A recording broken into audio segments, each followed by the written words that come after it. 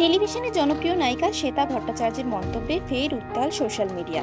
পোশাক নিয়ে একেবারে খোলাখুলি মতামত দিলেন শ্বেতা।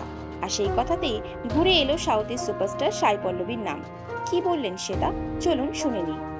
প্রায় 17 বছর ধরে ছোট পর্দায় নায়িকা হিসেবে রাজত্ব করছেন শ্বেতা ভট্টাচার্য। কিন্তু এতদিনের কেরিয়ারে একটা জিনিসই তিনি মেনে চলেছেন, কোনো শর্ট ড্রেস বা স্লিভলেস পোশাক নয়।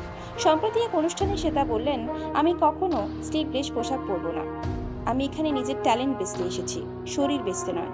এই মন্তব্যে ছড়িয়ে পড়তেই একেবারে ঝড় উঠেছে সোশ্যাল মিডিয়ায়। এখানেই শেষ নয়, পরে এক সাক্ষাৎকারে তিনি আবারও বলেন, আমি শর্ট ড্রেস পরি না, পরবও না, তবে যাদের মানায় তাদের পরতে দেখতে আমার বেশ ভালোই লাগে। তখনই একজন সাংবাদিক তাকে সাই পল্লবীর নাম টেনে বলেন, তুমি তো একদম তার মতো। সে তার উত্তর শুনে সবাই একেবারে চমকে গেল। আমি সত্যি সাই পল্লবীকে চিনি না, কখনো তার ছবি দেখিনি। সোশ্যাল মিডিয়ায় এই মন্তব্য নিয়েই চলছে জোর আলোচনা। কারো মতে সে তার নিজের মতামত, তিনি নিজের নিয়মে বাঁচেন, সেটা একেবারেই তার ব্যক্তিগত ব্যাপার।